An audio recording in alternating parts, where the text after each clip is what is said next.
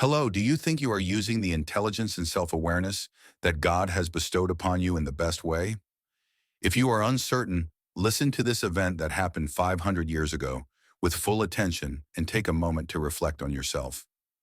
I want you to use your mind. The shadow of the moon.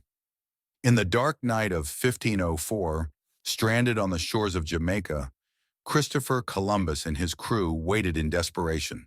Their ships had been irreparably damaged, leaving them marooned on the island. Help from Europe was weeks overdue, and the local indigenous people, who had initially provided them with food and supplies, had grown tired of their presence. With tensions rising and hunger gnawing at the crew, Columbus knew he needed a plan to survive. Among his possessions was an astronomical almanac, which foretold a lunar eclipse on the night of February 29th, 1504.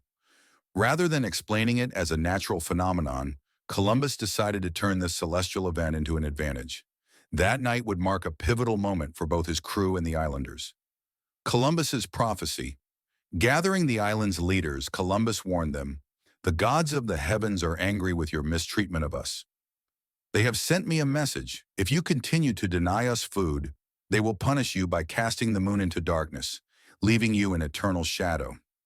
The indigenous leaders, though skeptical, were unsettled. In their beliefs, a darkened moon was an ominous sign of disaster. Columbus's plan was straightforward. When the eclipse began, he would use it to frighten the people into restoring their aid. But plans often don't unfold as simply as imagined. The night of the eclipse. On the night of February 29th, the sky was clear, and the moon shone brightly. Columbus summoned the islanders to the beach, pointing toward the heavens. "Behold the anger of my God," he declared. As the eclipse began and the moon darkened, silence fell over the gathering. But as the shadow deepened, fear gripped the crowd. The people dropped to their knees, crying out, "Tell your gods to forgive us. We will bring you food, only return the light to the moon." Columbus, having timed the event precisely, claimed he would pray to his gods to restore the moon's light. The people, terrified, surrounded him, begging for mercy. An unexpected challenge. Just as Columbus was about to solidify his control over the situation, a member of his crew laughed loudly from the side. "This man is lying to you," the crew member shouted. The man, delirious from hunger and fear, sought to undermine Columbus's authority. The indigenous people began to murmur among themselves, their fear giving way to doubt. Columbus acted quickly, raising his arms toward the sky and proclaiming, "My gods protect only those who are loyal to me. This man's treachery will not go unpunished."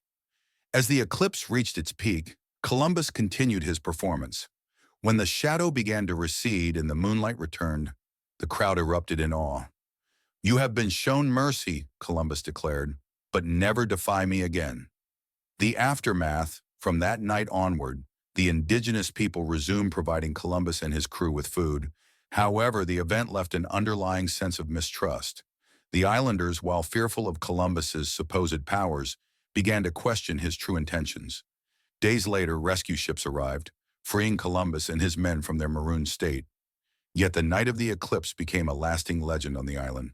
Columbus had bent the forces of the cosmos to his will, but left behind fear and resentment, a prophecy or a deception. This event became a testament to Columbus's cunning and strategic thinking, showcasing how he used knowledge of science to manipulate and survive. But it also highlighted the darker side of exploration, how the indigenous people were deceived and controlled. The story of the eclipse remains a reminder of the thin line between the wonder of nature and the ambition of man.